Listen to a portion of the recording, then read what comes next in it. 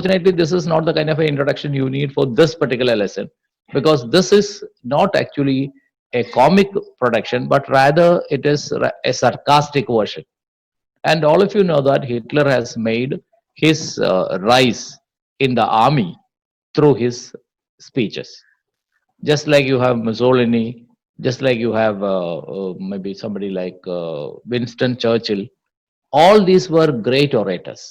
They could turn an entire mob into something, what and Mark Antony did in Julius Caesar. You even find that how this particular crowd psychology, crowd pulling was done by politicians in a recent movie like Lucifer, where it was, he almost takes everybody into his side by a very, very dramatic kind of a speech. So this is something very common. So Hitler actually inspired his army to fight because of his speeches, and he's very popular for that. But majority of the speeches were done in German. German.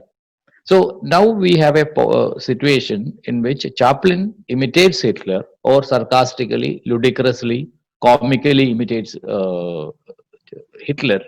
And also, basically, the idea is that Hitler was basically a kind of a person who is rather scary. വളരെ പേടിയുള്ള ആളാണ് Hitler ഉള്ളിൽ.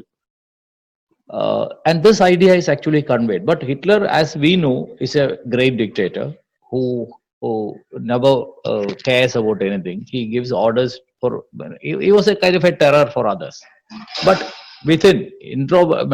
within his himself, he was a kind of a person who was actually very scary.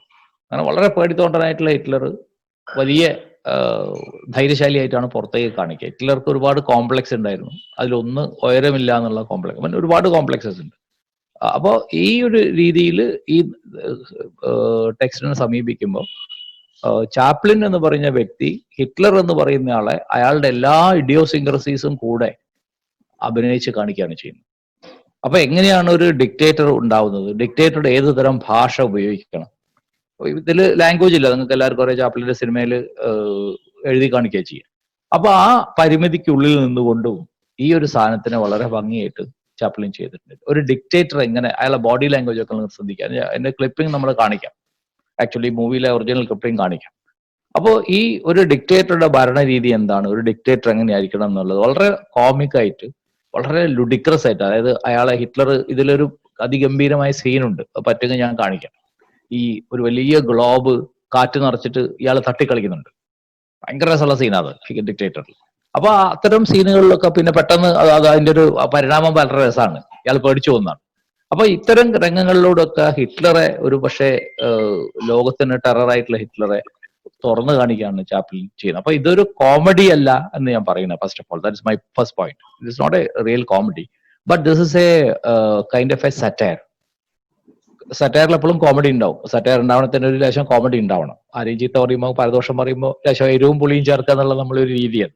So it is A satire basically, where he makes fun of one of the great dictators of the world, Hitler. And I think the content of the speech is derived from his, maybe Chaplin might have done some research on Hitler. He might have modeled Hitler in this particular movie. That's what I think. Dictator is an American comedy film released in 40. What you have to understand is that this film was made in 40 when Hitler actually was just years. And Chaplin was quite futuristic in the sense that ഒരു visionary ആയിരുന്നു Chaplin. അതായത് അദ്ദേഹത്തിന് അറിയായിരുന്നു ഈ 42-46 കാലത്തെ യുദ്ധം ഉണ്ടാവുന്നത്. ആ യുദ്ധത്തിലേക്ക് നയിക്കാൻ വേണ്ടത്ര ഉള്ള ഒരു കപ്പാസിറ്റിയുള്ള ആളാണ്, ലോക യുദ്ധത്തിലേക്ക് നയിക്കാൻ കപ്പാസിറ്റിയുള്ള ആളാണ് ഹിറ്റ്ലർ എന്ന് ചാപ്ലിൻ നേരത്തെ അറിയായിരുന്നു. അതില് ഇപ്പൊ പറഞ്ഞ പോയിന്റ് ഇവിടെ ഉണ്ട്. സറ്ററൈസിങ് ഹിറ്റ്ലർ, നാസിസം, കണ്ടമിങ് ആന്റിസെമിറ്റിസിസം, ഇത്രയും സാധനങ്ങൾ ഇതിൽ പറയുന്നുണ്ട്. അപ്പൊ നിങ്ങൾക്ക് അത് തന്നെ അറിഞ്ഞാൽ തന്നെ മനസ്സിലാവും how this is done in particular manner. അടുത്തതായിട്ട് പറയുമ്പോൾ, and also another point is made, great dictator is a first feature film. ചാപ്ലിന്റെ ആദ്യത്തെ ഫീച്ചർ ഫിലിമാണ് എന്ന് പ്രത്യേകിച്ച് പറയുന്നുണ്ട്. Not officially when the movie was released in 40.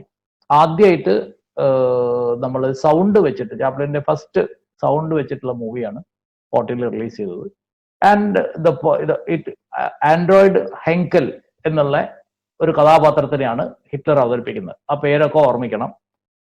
ഇത് ആ തരത്തിൽ നോക്കുമ്പോൾ ഇതൊരു അലിഗറിയും കൂടിയാണ്. അലിഗറി എന്ന് പറഞ്ഞിട്ടുണ്ടെങ്കിൽ നമ്മൾ ഒരാളെ പേര് മാറ്റി വേറൊരാൾ എടുക്കുന്നതിനാണ് അലിഗറി എന്ന് പറയുക. You represent a text where characters are given different names, setting also is given different names. ഇപ്പൊ തിരുവനന്തപുരത്തുള്ള അല്ലെങ്കിൽ സിനിമയിലൊക്കെ നിങ്ങൾക്ക് എപ്പോഴും കാണാം ഈ പാർട്ടീനെ, ഇപ്പൊ കോൺഗ്രസ് പാർട്ടി അല്ലെങ്കിൽ കമ്മ്യൂണിസ്റ്റ് പാർട്ടി എന്നുള്ള പാർട്ടിക്ക് പകരം വേറെ എന്തെങ്കിലും പേരാണ് സിനിമയിലില്ല. ഈ മുഖ്യമന്ത്രിയായിട്ടുള്ള ഉമ്മൻചാണ്ടിനോ പിണറായി വിജയനോ ആണ് കാണിക്കുന്നെങ്കിൽ അവരുടെ പേര് വേറെ ഉണ്ടായിരിക്കും. അപ്പൊ അങ്ങനെയുള്ള ഒരു രീതി നിങ്ങൾക്ക് പൊതുവെ കാണാം. അതാണ് അലിഗറി എന്ന് പറയുന്നത്. സോ ഹെൻകൽ എന്നുള്ള കഥാപാത്രമായിട്ടാണ് ഹിറ്റ്ലർ ഉള്ളത്. ആൻഡ് ഹെറിങ്ങും ഗാർബിഷും ഉണ്ട്. അത് ഗീബൽസ്, ഈ പേര് നിങ്ങൾ കേട്ടിട്ടുണ്ടാവും ഞാൻ വിചാരിക്കുന്നത്. ഈ വാക്ക് വളരെ ഫേമസ് ആയിരിക്കും, നിങ്ങൾക്ക് എല്ലാവർക്കും അറിയാം. ഗീബൽസ് എന്നുള്ള വാക്ക് നിങ്ങൾ കേട്ടിട്ടുണ്ടാവും, എല്ലാവരും കേട്ടിട്ടുണ്ടാവും വിചാരിക്കുന്നത് എല്ലാവരും. കാരണം ഗീബൽസിന്റെ സിദ്ധാന്തം എന്താ വെച്ചാൽ ഒരു നുണ 100 പ്രാവശ്യം പറഞ്ഞാൽ സത്യവും എന്നാണ്. സോ ഗീബൽസ് ആണ് ഹിറ്റ്ലറുടെ PR. ഹിറ്റ്ലറുടെ എല്ലാ ആശയങ്ങളെയും ആളുകളിലേക്ക് അടുപ്പിക്കുകയും ആളുകൾക്ക് ഹിറ്റ്ലറാണ് ശരി തോന്നിപ്പിക്കുകയും ചെയ്യുന്ന അതിവിദഗ്ധനായിട്ടുള്ള PR മേക്കറാണ് ഗീബൽസ്. അന്ന് TV ഒന്നുമില്ല, നിങ്ങൾക്ക് അറിയാം. ഇന്നാണെ കുറച്ചുകൂടി എളുപ്പമാണ്, TV-യിലൊക്കെ ഒന്ന് പറഞ്ഞാൽ മതി. അപ്പൊ അത്ര ഗംഭീരമായ തന്ത്രങ്ങൾ പറഞ്ഞാൽ ഗോറിങ് എന്ന് പറയുന്ന അദ്ദേഹത്തിന്റെ മിലിറ്ററി ആയിട്ട് ബന്ധപ്പെട്ടിട്ടുള്ള ഇവർ രണ്ടുപേരുമാണ് ഹിറ്റ്ലറുടെ അടുത്തും അടുത്തും നിന്നിട്ട് കാര്യങ്ങൾ നിയന്ത്രിച്ചത്. അപ്പൊ അവരെല്ലാം ഈ സിനിമയിൽ കൃത്യമായിട്ട് ചെയ്യുന്നുണ്ട്. ഈ ഗോറിങ്ങിനാണ് നമ്മൾ നേരത്തെ നിങ്ങൾ വീഡിയോയില് ഈ മറ്റേ ബോൾ തട്ടി കളിക്കുന്ന വീഡിയോയില് ആദ്യം കണ്ട ആള്, അതാണ് ഗോറിങ്.